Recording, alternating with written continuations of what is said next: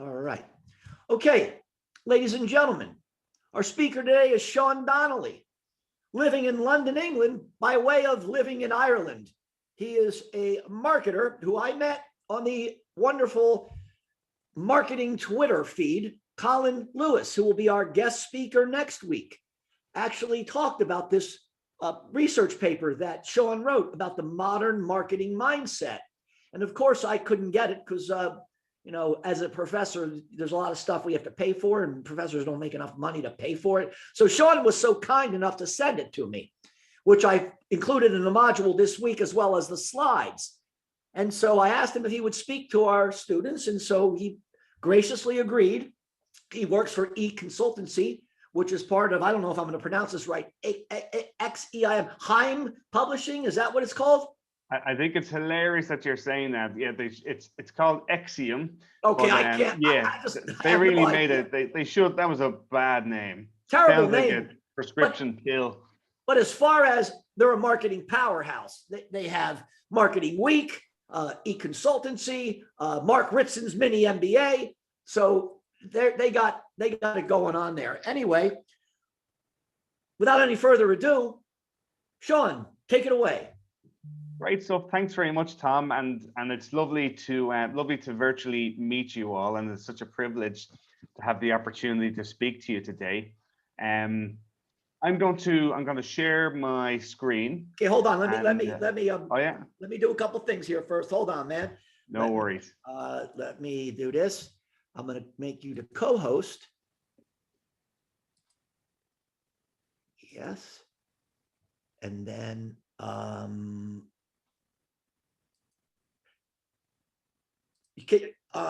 shall I stop sharing and you take over, Sean? Oh, there we go. I've got it now. I can share now. Okay, you take it away. Cool. So you guys should be able to see my screen, second screen. Well, I can see Tom's screen now, actually.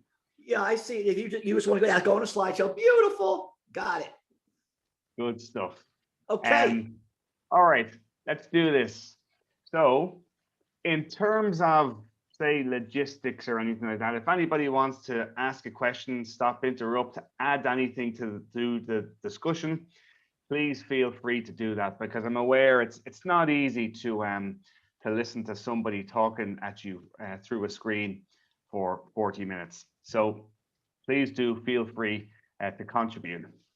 That obligatory introduction that I need to give. So here's my email address.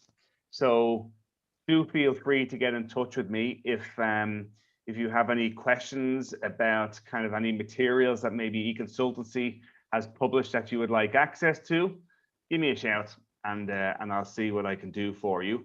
In terms of, maybe I'll just explain my job. I'm a what's called a research analyst on the content team at E-Consultancy, where a big part of my job is identifying and analyzing and evaluating the trends that impact marketers and the professions where they work. So we look at, okay, what's the trend and how might it implicate, or how might it impact a sector, an organization, and then ultimately a marketer's job, because a lot of trends might manifest themselves into new tactics, which ultimately require new skills, and mapping out those skills is a big part of my job, to help equip marketers with those skills.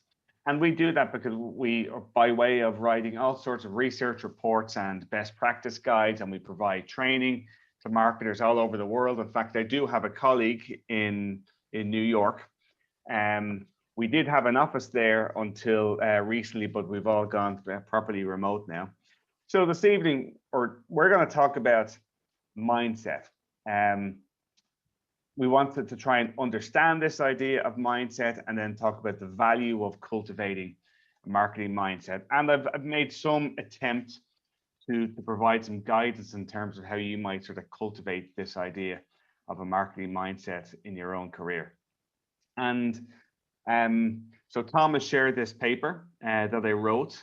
So it's basically based on professional and academic literature. I interviewed some pretty senior marketers and big brands around the world. We did a quantitative piece of research on that as well. So it's fairly robust as well. It's a professional piece of literature as opposed to an academic piece of literature, but it's still a good report.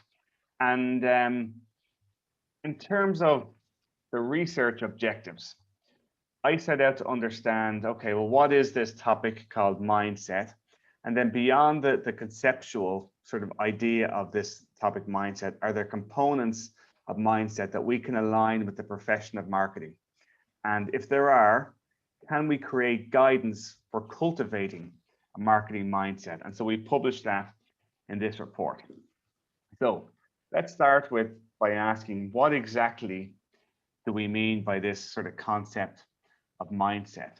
And the word mindset, I think, is used to refer to a person's way of thinking and the beliefs and the attitudes that they hold.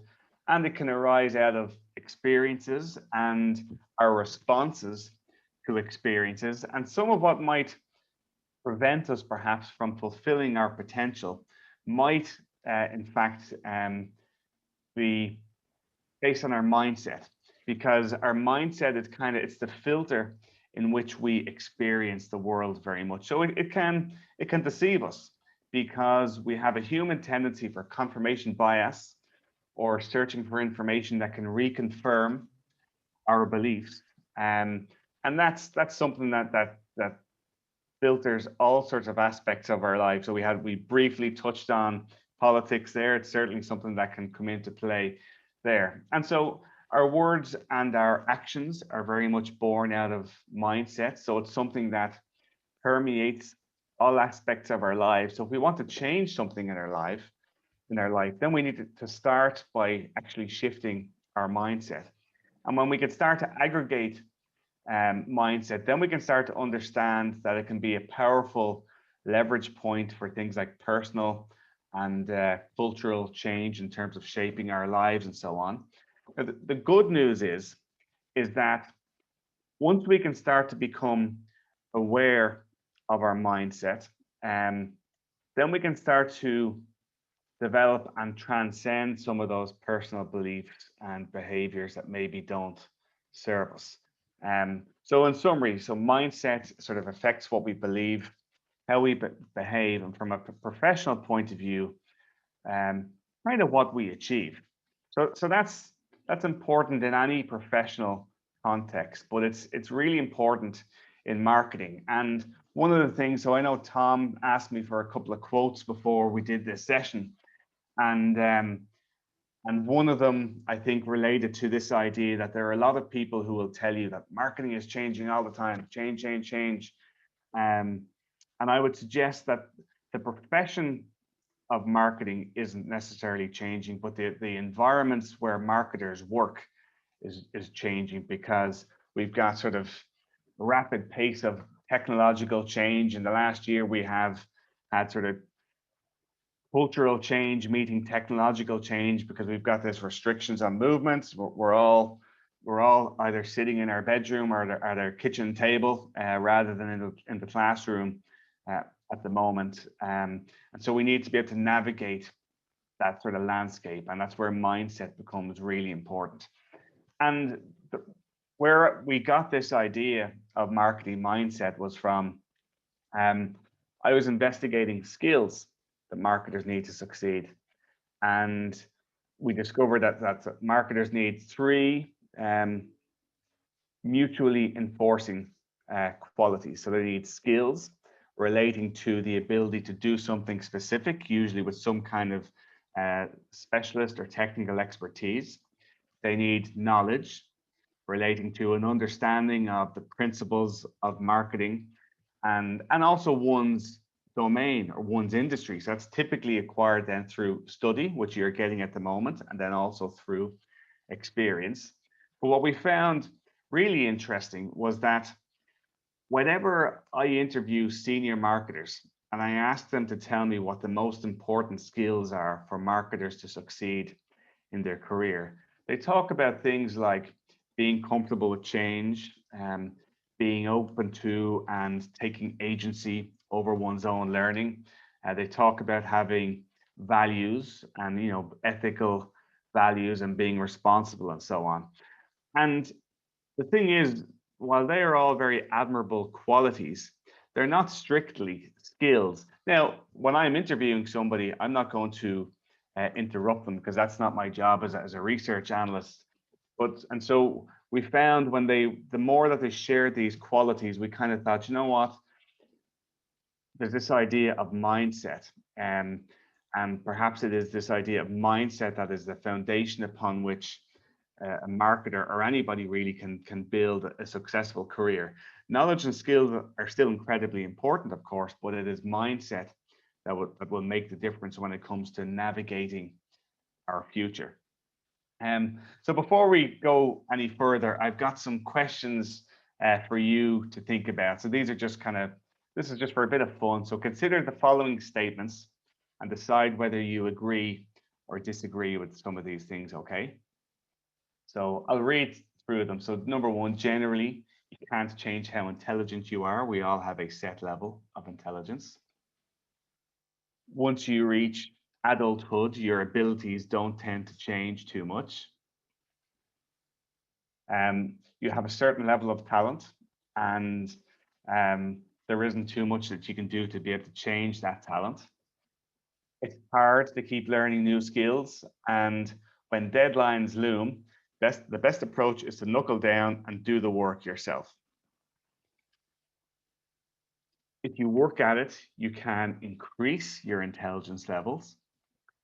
You can always improve your ability, even if it's just by small incremental steps. Here's one. Even if you don't have a natural talent, you can increase your talent levels through dedicated practice. Learning new skills is in your control. And when deadlines loom, the best approach is to seek assistance from your colleagues or fellow students and to collaborate. Okay, so that's our 10 statements. Now, if you had agreed with the first 5 statements and disagreed with the last 5, then you might be swaying a bit more towards this idea of a fixed mindset.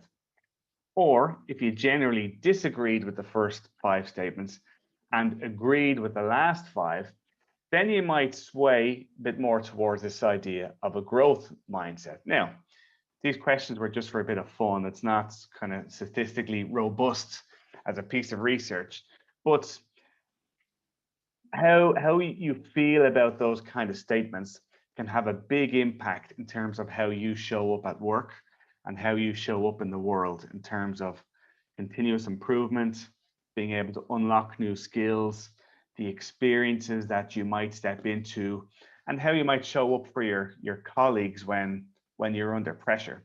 So think about this. We'll start with intelligence. It is broader than it is often defined because we can be intelligent in different ways and in different settings and in different contexts and so on.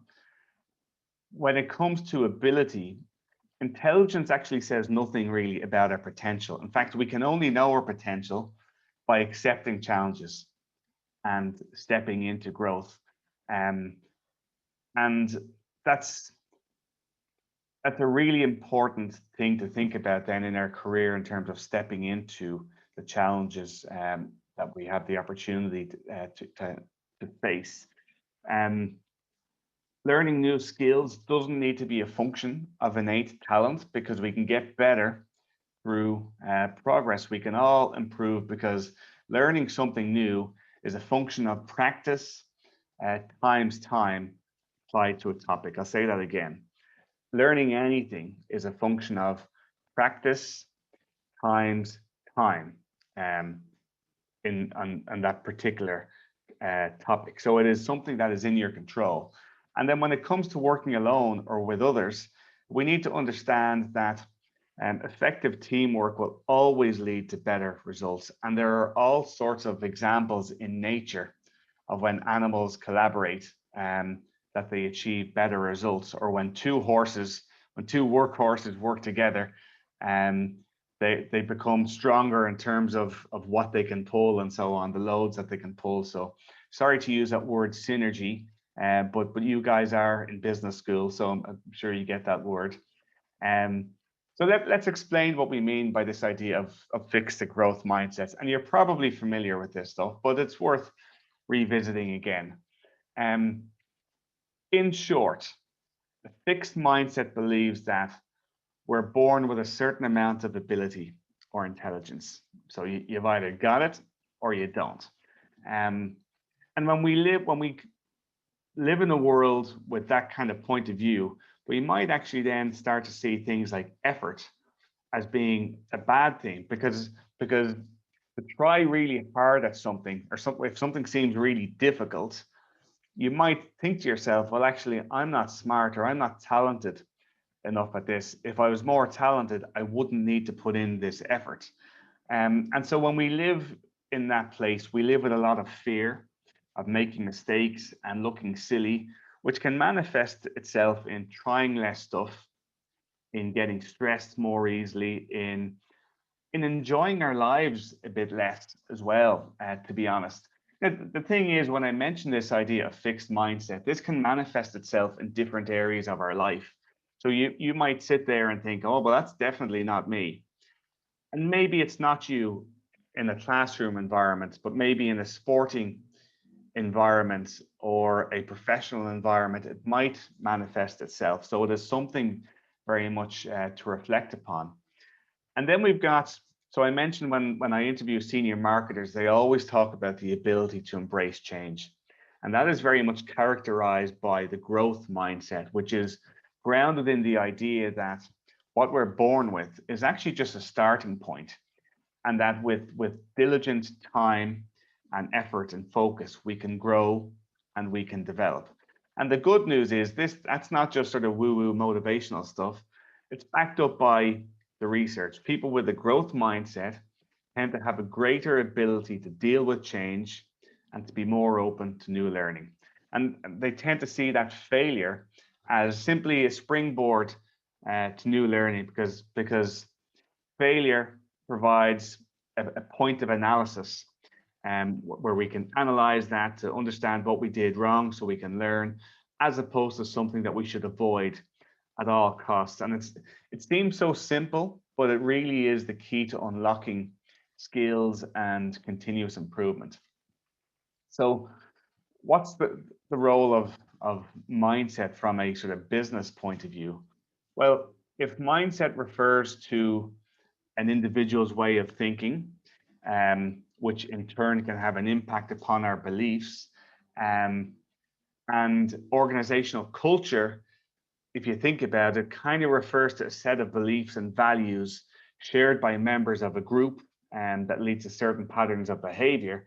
Then an organization, or if an organization is just a group of people working towards some common goal, then there's a very clear relationship between mindset and culture. And so the health of culture of an organization very much depends upon the mindsets of the individual that makes up that organization. So that has all sorts of management implications then as well, in terms of who we hire, how we train people, how we promote people, how we facilitate and encourage things like collaboration and so on. And just to quantify the importance of this idea of mindset, so I mentioned that we surveyed 800 marketers around the world, and you'll observe that nearly 3/4 of those senior marketers, they say that mindset is more important to success than specific experience or expertise. And a similar number said that it's important in the hiring process. Now, I think something that we should be aware of is that while senior people say this stuff all the time, quite often it's not necessarily the case in practice. They say this, but when it comes to reviewing a resume, sometimes, unfortunately, they're just keyword matching and they're looking to see competences and so on. But it's still important once you're in the business, it will have a role to play in terms of if and how you will thrive. So far, do we have any questions or comments or anything like that to add to this? Feel free to contribute or to critique as well, by the way. Just take your mic off and throw out a question. Don't be bashful. I know you guys and gals have done it before. Everybody with Sean so far?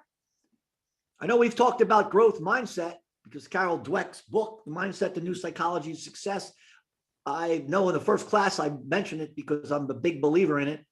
Good stuff. And we've heard about the importance of being lifelong learners. So does anybody have any questions about what you've heard thus far? What I like is the way Sean applies this to marketing. You heard it. This is the foundational aspect of marketers. So any questions? If not, Sean, keep on trucking. It means they're with you. Okie dokie.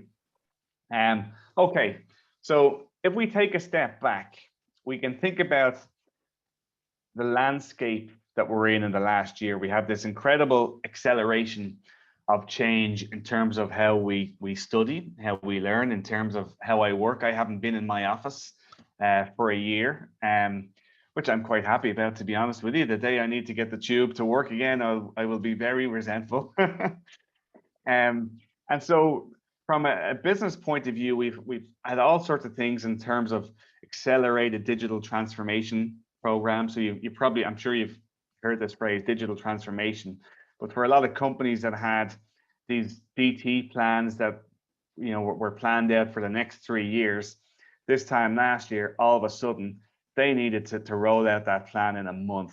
And so we've had that change. We've seen all sorts of business model innovation. Of course, e-commerce is an area that I'm interested in. We've seen a rapid acceleration in e-commerce. And then technology that may have seemed like a fad just a year ago and might have been met by resistance has become useful. So things like telemedicine and chatbots and things like augmented reality and so on. I was chatting to somebody earlier on Twitter. So I got new glasses a couple of weeks ago, and a friend of mine was asking about, do you think augmented reality will ever catch on? And I completely forgot that I tried on these glasses using an AR tool on a website. And I was like, yeah, I think they will, because it will reduce the information asymmetry between a customer and a seller when you can't go into a shop and touch something and feel it and try it on, but you've got tools like augmented reality can sort of bring us closer to that kind of stuff. And I guess the thing to think about is creativity and innovation. They're no longer limited by things like computational scarcity. We've got cloud computing. It's democratizing our ability to leverage computing power at scale. So data analysis is a big thing for marketers. So we can apply this kind of cloud computing power using machine learning tools to analyze huge data sets and so on. But when with all that exponential technological change, management change is difficult because organizations are slow to respond for all sorts of reasons. A big one being resistance to change, which is often driven by mindset. So that's kind of how important this is. And so in that kind of environment, a fixed mindset kind of won't serve us as individuals to remain employable, and it won't serve our organizations or our employers to remain competitive. So the key to cultivating a growth mindset is first to understand our current mindset, and we've started that process. Just being aware of that distinction between the two things will go some way to helping you take control of your own destiny, so to speak. And then using a growth mindset, we can start to reframe that idea of exponential change as exponential opportunity. And I wonder if one of the things that Colin will talk to you about next week, he has this idea about opportunity, and as fast as the acceleration of change seems to be at the moment, and the fact that we can't rely on that old idea of job for life and so on, we have never had more opportunity as individuals to do whatever we want in our lives. And because here we are now, I'm in London, you guys are in Pennsylvania, we have this abundance of information and learning resources available to us to help us step into those challenges and to reach our potential. So still a bit conceptual. How do we start going about building a growth mindset from a professional point of view, or building it into organizational culture? So I interviewed marketers to get their guidance from this, and we've come up with this model. called the 10 C's. And I'll go through some of these with you. But the important thing to understand is that they're all born out of this idea of the growth mindset. So I've grouped it into 3 categories. And the first category, we start with the idea of the self. So mindset to excel individually, or as individuals, I should say. And you'll notice here, we start off with customer centric and commercially focused. So this is where we're applying this from very much a marketing point of view. And so to be customer centric without necessarily being commercially focused is probably to be charitable. And so we need to understand that relationship between customer success and the revenue that it generates. And it might seem strange perhaps to suggest the idea of capability as a mindset, but think about this. How capable you are has everything to do with how you respond to opportunities and challenges. So it's great that you're in education at the moment, and it's really good to double down on that learning. And if I can use a pithy analogy, something that I read yesterday was talking about foundations. And you know, if there's any big developments going on in Philadelphia, you'll notice that you can kind of tell how tall a building is going to be based on how deep the foundations are. So it's really great that you're here in education, sort of doubling down on those foundations and building that capability. Why? Because, well, you guys kind of don't need to know this one, but Tom will tell you on marketing Twitter, one of the common debates that marketers like to have is whether you need to be qualified in marketing or not. And I know even from my own research, and we've replicated this so many times at eConsultancy, half of the marketers that we survey don't have a marketing qualification. And some of those people might very well be successful, and they'll say, look at me, I'm a sample of one. I don't have a qualification and I've been successful. And fine. But think about this. You've probably heard of the analogy of Maslow's hammer before, and I'm sure as business students, you're all very familiar with Maslow's hierarchy of needs. But one of the things that he said was, when the only tool you have is a hammer, every problem is going to resemble a nail, right? But we can avoid the hammer problem by studying our discipline, the domain of marketing. So at eConsultancy, we focus on marketing, and our guidance is to learn about sort of marketing theory and principles that we can adopt or adapt to meet challenges. So it's not about learning prescriptive frameworks and following the rules. It's about learning those things and then going, here's how I can use this in this situation, change it, and so on, and come up with new models. Think about this. The more that we invest in our capability, the less threatening new situations will feel. And the more likely we will be to be able to believe in our own potential for improvement. And so,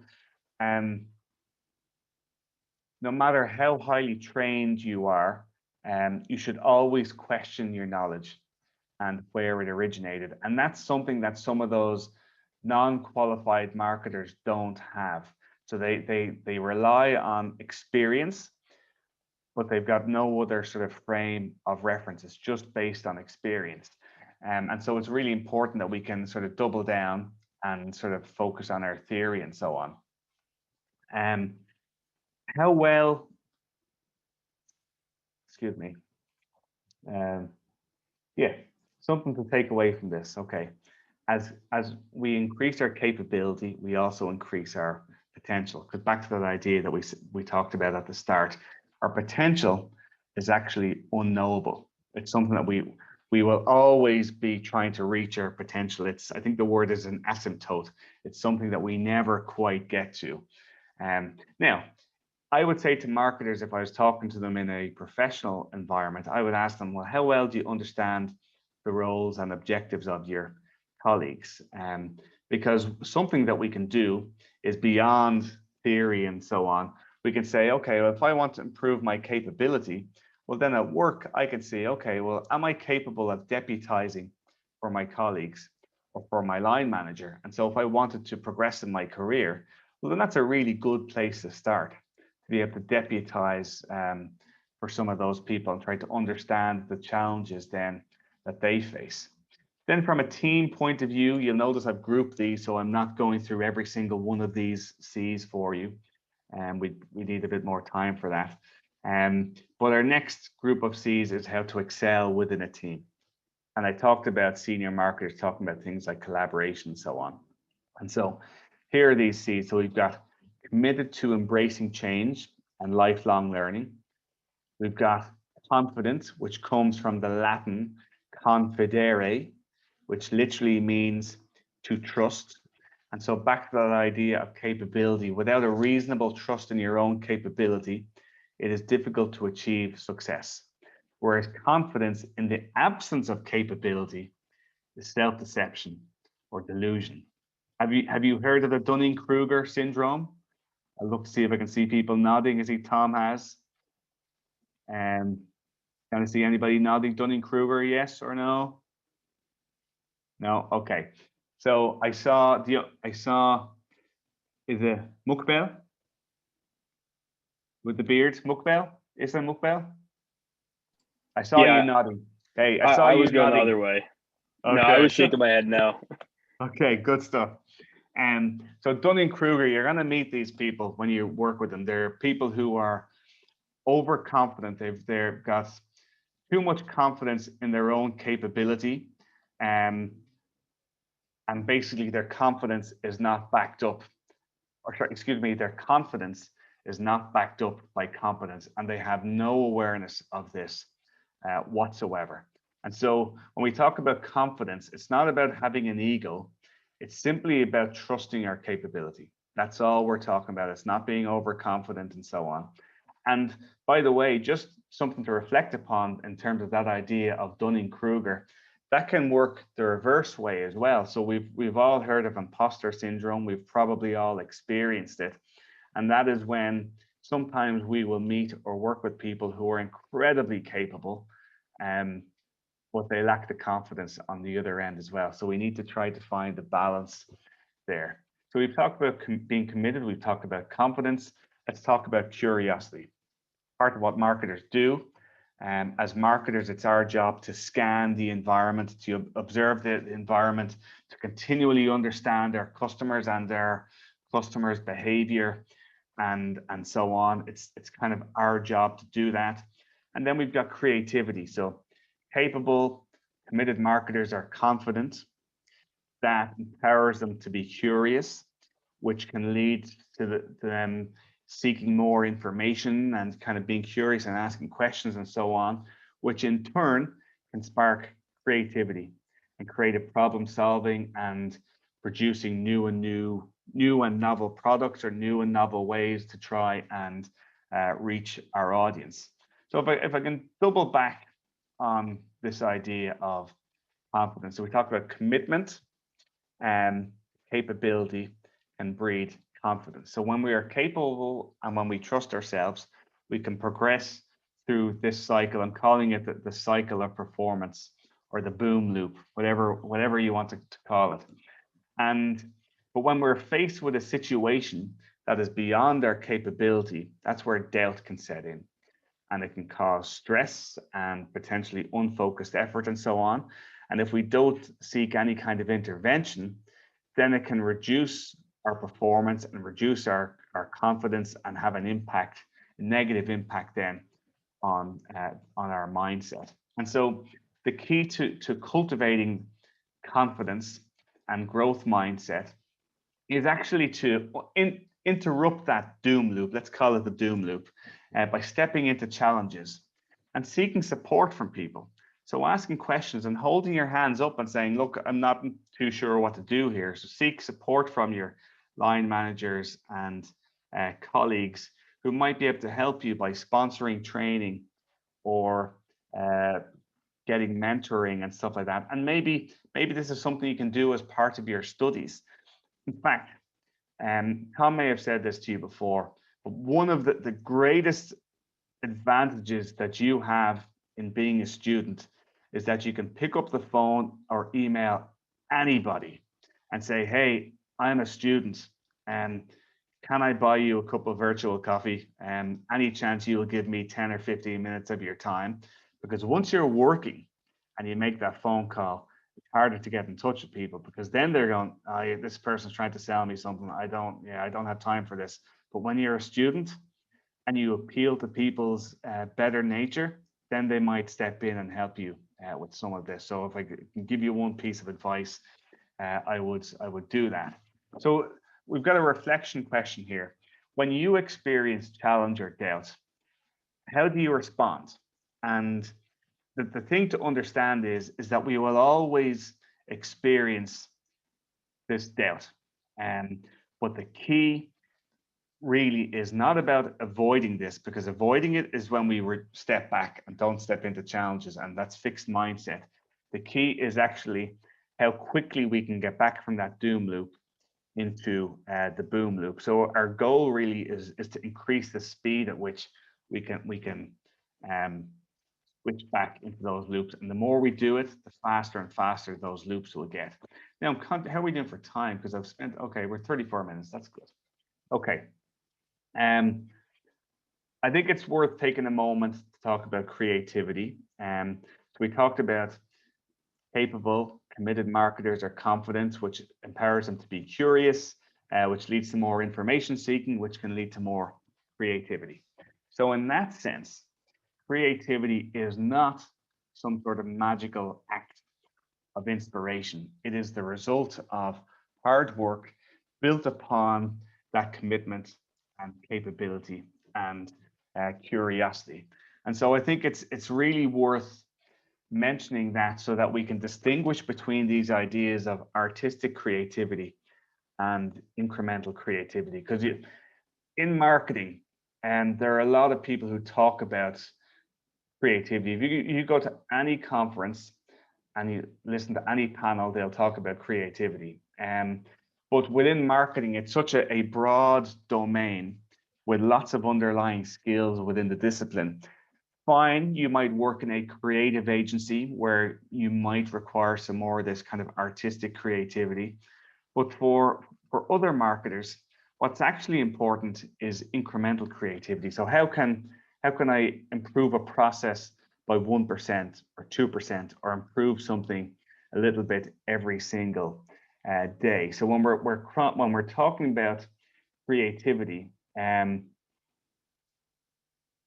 this is very much within the remit of marketing. And I think it's worth mentioning that, because just back to thinking about our own mindset, we may have an identity where we think of ourselves as being very creative or not being very creative, but actually you can be very creative but not necessarily be artistic. So it's worth making that distinction. So our sort of reflections there are to reframe our notion of creativity beyond those two things. If we can do that, then we can creatively reframe situations and see opportunities perhaps rather than challenges. And in terms of thinking about going back to our idea of studying marketing principles and marketing theories and so on, the profession of marketing has frameworks to beat the band, which is great. And we can use those frameworks as mental models to reframe challenges and reframe different situations that we have. Oh, by the way, we can also cultivate creativity by taking breaks. And I wanted to build this in because I know from my own experience studying that it can seem counterintuitive sometimes to step away from the books and take a break. You might feel like you need to hit the books and just stay at the books. So here's something to think about. We've got two modes of thinking. We've got our focus mode and we've got our diffuse mode of thinking. And they both bring different insights to our work. So if we start with our focus mode, this is simple. This is where we're concentrating, we're putting in the effort, we're using our working memory. You may or may not be using your focus mode of thinking right now. Hopefully you are. So that's your focus mode of thinking. Then we've got our diffuse mode of thinking, and you can trigger your diffuse mode basically when you are not employing your working memory. So this is where it can seem counterintuitive.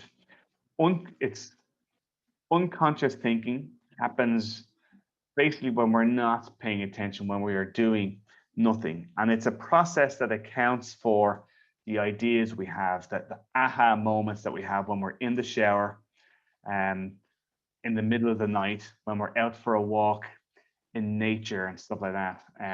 That's our diffuse mode of thinking, doing that work. If you've ever done a pub quiz and you've been asked a question and you can't retrieve the answer, but you know it's in there somewhere, and then you're on the way home and it pops into your brain, that's your diffuse mode of thinking. It's ticking over there in the background, even though you don't realize it's happening.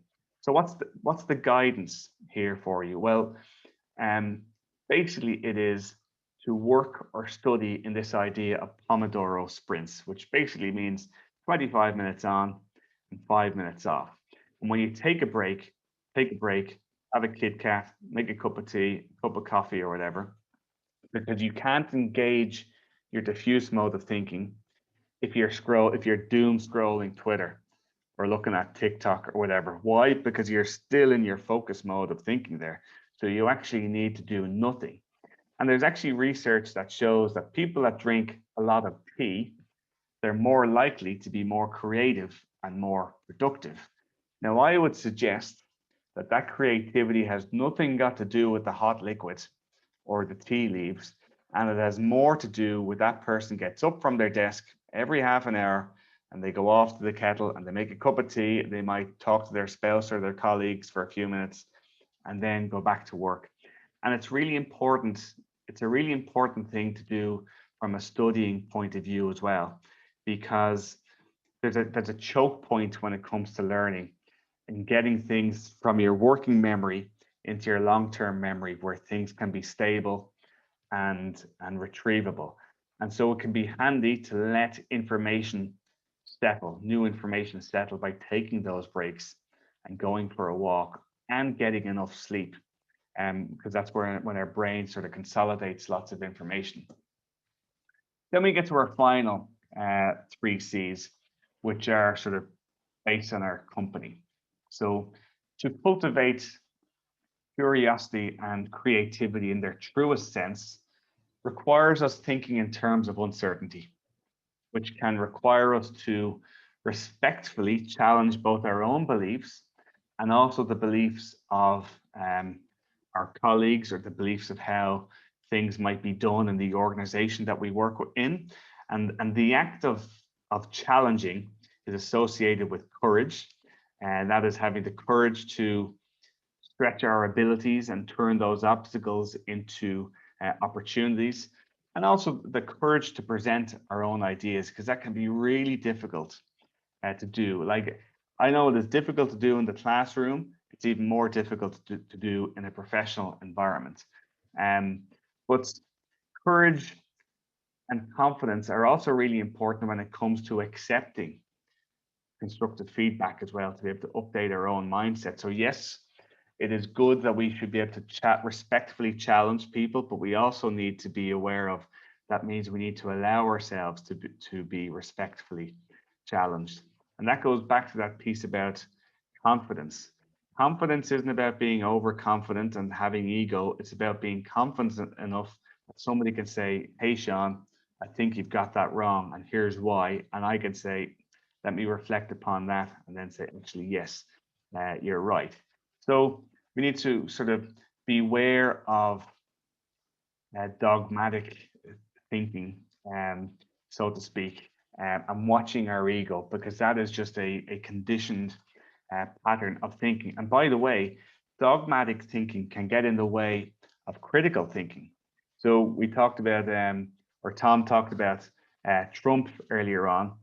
And if we really like somebody, whether it's Trump or our favorite uncle or whatever, and they do something or say something really, really nasty, but it is very easy to double down on liking that person, and then that getting in the way of our critical thinking faculty. So we need to be very much aware of that and how we do that.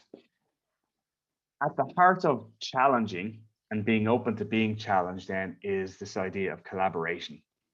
And the modern workplace, that sounds like a pithy thing to say, the modern workplace requires a collaboration of marketers with different skill sets, and increasingly the collaboration of marketers with people who work in other parts of the business. So working on multifunctional teams, working on marketing projects, but with people who might not identify themselves as marketers, but have a very clear value proposition to add to the marketing function. So those people might be data analysts and technologists, project managers and product managers and product owners, and so on. So collaboration is really important. And that's where we get back to that idea of synergy, where the whole is greater than the sum of its parts. And as we mentioned, there are examples abound in nature. Now, how do we make sure that we stay collaborative? Well, one, I think, is all the way back to the first C, is being customer centric. And operationally, that can take the form of uniting colleagues around common metrics, like things like review scores, net promoter scores, customer satisfaction scores, and so on. Because if we can remain focused on the customer, then we can think beyond our own little goals and objectives, or team goals and objectives. Another thing is to, and this is really important, offer solutions and not problems. And so understand that our colleagues and our bosses, they might have their own objectives and demands on their time. And we need to think about those things before we offer critique. And if you don't have a solution to offer, at least suggest the next step in terms of offering some support. Nobody wants to be Captain Hindsight. Remember Captain Hindsight from South Park? And the person who's just pointing out things that are wrong. Everybody hates that person, and there's one of them in every office. So bring solutions to the table, not problems. And from a career point of view, collaborative people know that they don't need to wait for a promotion before seeking extra responsibility. You can actually grow your capability by supporting some of those more senior colleagues to solve their problems. And that will then create demand to promote you rather than you having to go knocking on your boss's door and asking for those promotions. I mentioned this a few minutes ago, actually. I forgot I had this slide in here, this idea of multidisciplinary teams. So we see a lot of enlightened organizations are taking an open innovation approach to marketing, and they're creating these teams to bring collaboration and flexibility and velocity to ways of working. And they're really useful for pivoting to meet changing conditions, like the conditions that we're in at the moment. And what's really interesting about some of these teams is that they're not necessarily populated by people who call themselves marketers. But when they work together, it's really useful for sparking new ideas, and also to avoid that very common thing of you can have departments in an organization where marketers can look at the salespeople, who look at the IT people, and so on, and everybody thinks they're doing the most work and that the business couldn't survive without them. But when we get to work on those multifunctional teams, we get to appreciate each other's internal value proposition. So we're at 46 minutes, so we'll start to wrap it up here. This might be more interesting to marketers in industry at the moment, but I've been noodling over this idea for a while about how to facilitate challenge and collaboration in an organization. This is what I've come up with. It's a common thing that we don't necessarily always identify our assumptions and drivers and uncertainties and so on. And so to create an environment where people can present challenging ideas, then we actually need to have a process for that, because it's all very well saying, yeah, no problem, you can present challenging ideas, but some people might not feel comfortable speaking up. And so it can be a useful idea. And maybe if you guys are doing group work, maybe this could be an interesting exercise, is to assign somebody to be explicitly contrarian and to challenge the assumptions that you might have about the project that you're working on.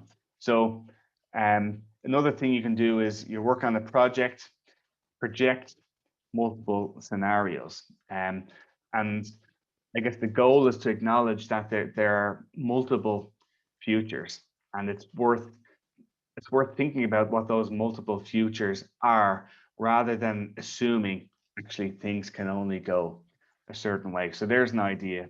Identify a contrarian the next time you're working on a group project. Take the time to imagine plausible but dramatically different futures based on sort of campaigns or projects and stuff that you're working on. So the idea is to be really imaginative rather than just extrapolating out on trends from the present. And that takes some creativity. We might need to push the envelope of plausibility a little bit. But it's a really interesting thing to do, to create an environment where people can contribute something. And if you're having trouble imagining those multiple futures, well, I'm sure being business school students, you all know about the PESTLE framework. It's a political, economical. So you can imagine political change, economic change, social change, technological change, legal change, and so on. Isolate those ideas across those multiple futures, and then work backwards and think, okay, how do we create a strategy for each of those multiple futures, and then just ingrain that cyclical creative process to try and institutionalize that sort of creativity and imaginative thinking. I swear I haven't been drinking, even though I can't get some of these words out. Finally, let's finish up here. So the ultimate expression of collaboration is connectedness. That's to be connected to one's colleagues, connected to a common purpose that might align around customer centricity and commercial focus, and also connecting our personal values with business values, so that we can then bring our whole selves or invest our whole selves to work. And that might mean identifying companies to work for that have values that you identify with, and staying away from some of those companies that don't have values. So I'm from Dublin, where Facebook have their European headquarters, and Facebook is a big employer. I think they have a couple of thousand people employed there. But interestingly, they're actually now finding it difficult to hire good talent, because there are graduates finishing university who are kind of going, I'm not too sure if I want to work for Facebook. They kind of seem a little bit evil. I'm not so sure about those guys. So it's important to try and think about aligning our values with our employers. And another thing that we can do is, if we can let people know about our strengths and weaknesses, or let our colleagues know about our strengths and weaknesses, then we have a better opportunity to connect and to collaborate. Because when we know each other's strengths and weaknesses, then we can make up for each other's strengths and weaknesses then. And if anybody listens to the Pivot podcast with Scott Galloway, one of the things that he says all the time, he says, greatness is achieved in the unity of others. And I thought that was a really great quote. As soon as I heard it, I wrote it down. And so back to that idea of challenge. Before you challenge your colleagues or your line manager, empathize with them, and be aware perhaps that your strategic point of view might just be a subset of your manager's point of view in terms of understanding the full picture. So empathize. So that's the session. What are the takeaways? COVID-19 means that the present doesn't resemble the recent past, which makes the future more difficult to predict than ever. And so that means that professionals everywhere are up against the limits of their experience, and learning new skills is one of those things that everybody says, and it's kind of understood these days, but the skills can change quickly. And so I'd encourage you to reflect upon your mindset, and reflect upon those ideas of the 10 C's. Print them out and put them in your journal, when you or your notebook when you go to work, and when you have those challenging situations, see if you can use that model as a frame or as a lens to help you sort of reframe your thinking. So that's my presentation. I see we're at 15 minutes. If you have any questions or comments or critique, let me know. And again, my contact details are here. Feel free to get in touch. Or, by the way, if you're ever in Dublin, Tom, this is for you and for anybody else. I'm in London, but my employer isn't on the call. We're thinking about going back to Ireland. And so if you're ever in Dublin in 5 years or 10 years, reach out and get in touch, and I'll bring you for a pint. Fantastic. That was awesome, Sean. Thank you. All right, marketers, here is your chance to ask a question to Sean about anything on your mind. First of all, about this presentation, certainly the 10 C's of the modern marketing mindset, you have to put in front of you, print that slide out. This presentation, the PowerPoint slide and the write-up about this is in our wonderful module this week. So print that one out. But self, team, and company, you are not even out there yet working, but I'm telling you, as someone who spent 30 years in sales and marketing professionally, you received gold. This is gold you can take with you, and as mentioned, build a foundation of success. With this modern marketing mindset, the sky's the limit. Build that big foundation. I mean, you're here being a trained marketer. You have a huge step up. In fact, Sean, there's a big fight about trained marketers on marketing Twitter again today. It's the same thing over and over and over again. Gary V, who does not believe in training, is not a trained marketer, is sending young folks, mostly men, out to the hustle culture, work 24 hours a day, 7 days a week. It's poison. It's horrible. What you just heard is a far better way to become a professional marketer. So, questions, anybody? Just unmute yourself or throw a question in the chat box, however you want to do it. I have a question. Okay. I know you talked about developing like your own growth mindset. If you were like a leader on a team, is there a way that you could help your team develop like a growth mindset? Joseph, thanks for that. That's a really good question. I think so. One of the things the idea that I was noodling over, if we can go back to this this one here, I talked about the contrarian thing, and I think, particularly if you're a manager, number one, you really need to reflect upon your own mindset. And here's the thing. It's like, have you ever seen that GIF or that meme where there's like the English comedian and he's dressed up as a Nazi and he's like, are we the baddies? Well, if you're the leader, you need to think about, well, what's my mindset? And we all like to think, oh no, I don't have a fixed mindset. I've definitely got a growth mindset. But it is the people who absolutely double down and say, I've got a growth mindset, who are more likely to be displaying a fixed mindset. And so it is important to understand how people receive you, which brings us into quite uncomfortable territory where we do things like 360-degree feedback. So in Ireland, we have a phrase that says, let me tell you about yourself. And sometimes we need to hear about ourselves because we might not necessarily appreciate the impact or the influence that we have on those junior colleagues. So number one, we need to reflect on our mindset. Number two, we need to understand how people receive us. And number three, back to this idea of, say, being contrarian or scenario planning and so on, it is to give colleagues the opportunity to step into challenges. So instead of saying, I want you to follow this process and that's all I want you to do for the next year until this time next year, till I appraise you again. It's like, no, here's a challenge. Here's the goal that you need to achieve. It's now up to you to go and do that, whatever way you see fit. By all means, come and ask me for guidance and for help, and I will give you all of the help that you need. But I'm not going to map out the process for you, because if I do that, I take away the opportunity for you to learn and the opportunity for you to grow. So that's another thing that you can do.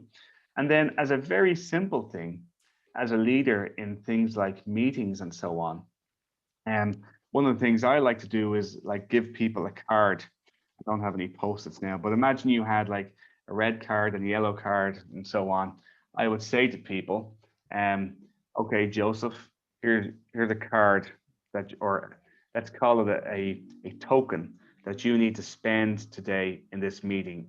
Everyone in this meeting needs to contribute one idea, something positive, and we don't get to finish this meeting until you've spent that token.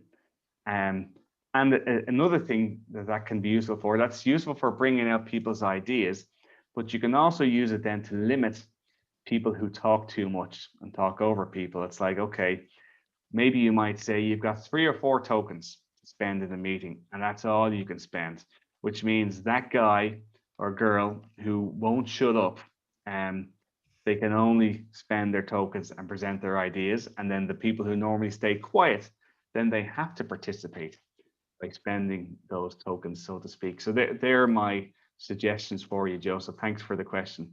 Thank you. Great question. Who's next?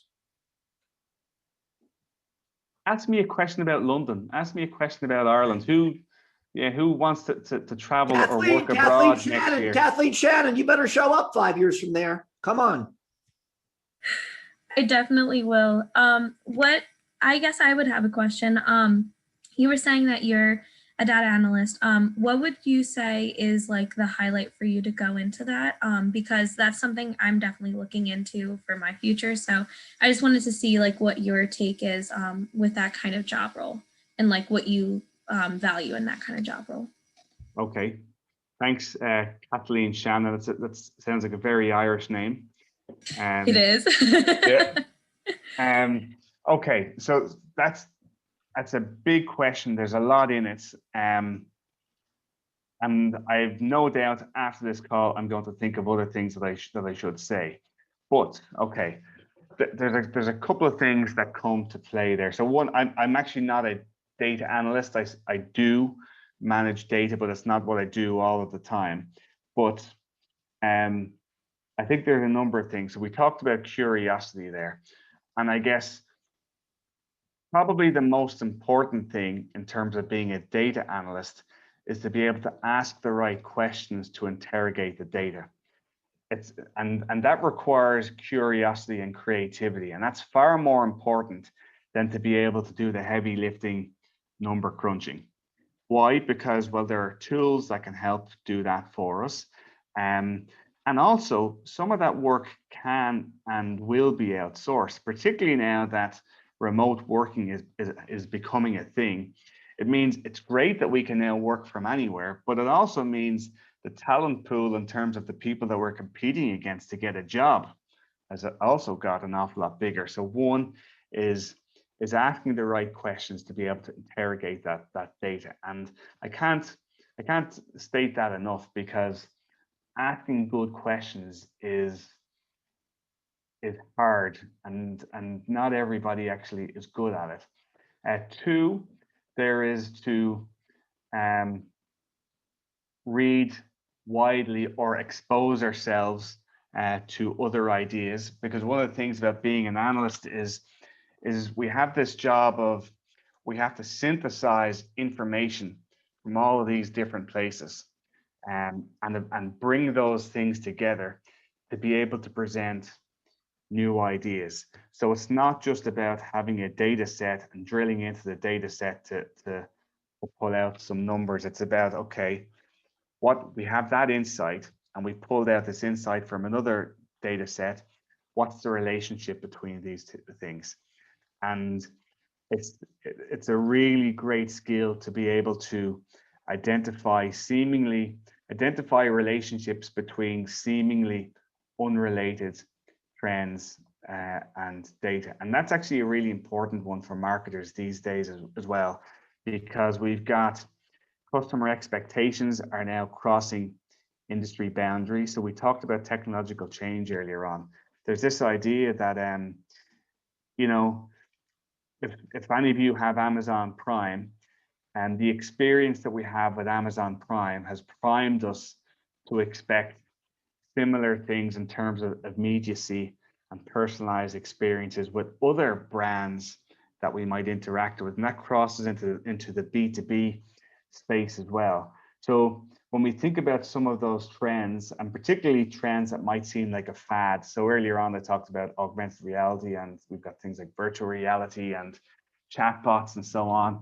It's to kind of go, okay, let's look past the immediate implication of this trend. How might this actually impact my job and my colleagues in 5 years' time? And so I realize I'm talking a lot now, but for anybody who has seen the movie Back to the Future, a lot of people they reminisce about the future that never happened, in terms of we never got the hover skateboard and stuff like that.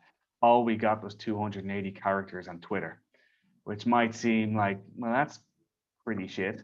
But actually the impact of everybody having access to something like Twitter has all sorts of profound implications for the world. So in terms of how marketers and brands communicate with people, how we communicate with each other, the implications that nobody could have foreseen 10 years ago, how that could have implications for things like politics and who gets voted and doesn't get voted, and information and disinformation that gets shared and so on. So to come all the way back to it, it's to have a wide variety of data sources to sort of challenge our thinking. Thanks for your question, Kathleen. We can chat about this again if you want to as well, by the way. You have my email. All Thank right. you so much. Thank you. Who else has a question? Because it's 6 after 4, so we're going to wrap this up. Let's take one more. Sean is so gracious to offer you his email address, his Twitter handle. So he's open to you reaching out after this class if you're too shy or scared or bashful. But is there one more question before we say good night? You don't want to. Come on, somebody. We need a third question. We need one more. Come on. Gabriel, I'm looking at Gabriel. Give us something there, Gabriel. I have a question. Okay, there you go. Oh, you got saved by the bell there, man. So I've seen a lot of articles about like the 9 to 5 is like done with all this like pandemic. Like I've just read a couple articles that in the future they think that the 9 to 5 is not effective. What do you think about that? Like, how do you think it affects like the 9 to 5 workday? Like, how do you think that affects people's mindset? Oh, that's a loaded question, isn't it? I think, well, yes, because we're all working from home, in one way, the cat is out of the bag in terms of that idea of presenteeism. And, the idea that just because we're in the office and sitting at our desk between 9 and 5, where we are being productive and we are working. And so I think, that is kind of understood now, that actually maybe it's an old idea that goes back to the sort of industrial revolution, where we clocked in and clocked out of factories and machines were only turned on at certain times or whatever. So in one way, that is really good, that it gives us sort of a bit more control over our time, and that hopefully more enlightened employers will give us more flexibility. On the other hand, the other side of that coin is that for some people, that they actually like that discipline. That piece of discipline actually gives them some freedom, because they know I work between 9 and 5, that's it. And then I shut down the machine and I stop working. But I can tell you, and Tom might back me up on this, but working from home over the last year, it is very easy for work time to bleed into personal time. And it just requires a huge amount of discipline not to allow that not to happen. Like, to be honest with you, Kelly, I was on the phone to my dad last night, and I said, if I was quicker at getting my work done, I could be watching Netflix every afternoon, and nobody would be any the wiser. But what I've found, and what some of the research insights are showing, that people are actually working harder now. And so that's something to reflect upon. Like, there are some employers in the last few years who have said, it doesn't matter, we don't care when you're in the office, or you can take as many holidays as you want. But actually that stuff backfired, because then the expectations became that people actually worked harder and worked longer, because there is a rat race, unfortunately, and people get into it, and it's like, well, I'm going to work harder than that person over there because I want to get the bonus, the big bonus and stuff. So yeah, I'm not too sure if I've answered your question or not, or if I've just rambled at you. You're good. Definitely answered it. Thank you. Do you think, do you think that people working from home suddenly working harder might be to facilitate the expectation that it's okay to work from home? Because a lot of people prefer working from home. They do, yeah. So do you think people are working harder just to show the company it's like, I can do this and I can continue to do this? Oh, yes. The answer to that is that it's contextual, and it depends on the employer and the environment and the culture of that organization. And yeah, certainly, you know, I was always able to work from home, but I wouldn't have dared doing it, you know, week to week, you know, all the time. And so certainly for me, when I first started working from home, I thought that, but not anymore, to be honest with you, because everybody's been working from home. Like, the experiment, we've proven the experiment now. I think in terms of the pace of work, certainly in my organization, it has sped up. And so everybody is working a bit harder. So I get what you're saying, James. If it was one person, if it was just me as an individual, I could be saying, I'm going to work a bit harder to prove the point. But when everybody's working harder, then it just becomes a cyclical thing that sort of feeds off each other. And we kind of get stuck with it a little bit as well, I think, unfortunately. I have to believe my students are sick of being online. That's for sure. I Yeah. know neither teacher is sick of it. Now this is our third semester. It's not the way these seniors should be celebrating their final semester at Westchester, not the graduates. No way. But Absolutely. it's a grind. You're exactly right. It's a grind. I've had moments that my mental health has been stretched, pushed. Yeah. Absolutely, It's Tom. been hard. And you know what? Maybe when you guys are looking for work next year, when things start opening up, maybe it's not about working from home. Like, I can tell you, my first few years of working, were great fun. Because here's the thing: up until you're 30, nobody really expects that much from you. Like, you need to do your job, but nobody's really expecting you to be making big decisions. And people expect you to be going out for a beer after work, provided you don't turn up for work hungover every single day. If you turn up like that now and again, your boss will go, "Oh, there's James again. He loves his beer, but he gets his work done."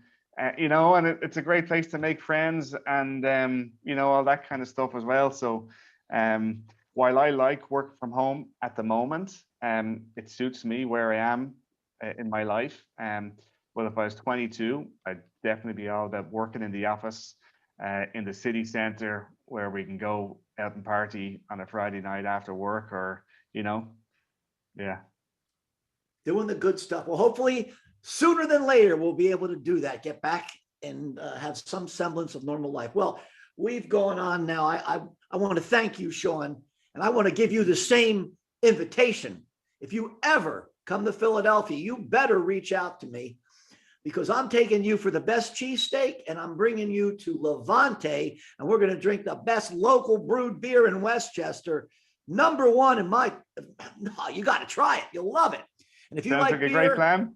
you like beer? Ben Franklin Absolutely. said beer is proof God loves us and wants us to be happy. And Ben Franklin is the guy behind Philadelphia, PA, city of brotherly love. So with that, Sean, thank you. Students, have a great rest of the day. And remember, reach out, connect with Sean, send him an email, tell him you appreciated this. And thank you to everybody. Have a good night. Take care. Thanks, Tom. See you, everybody. All right. Yeah. Thank you, Sean. Thank you.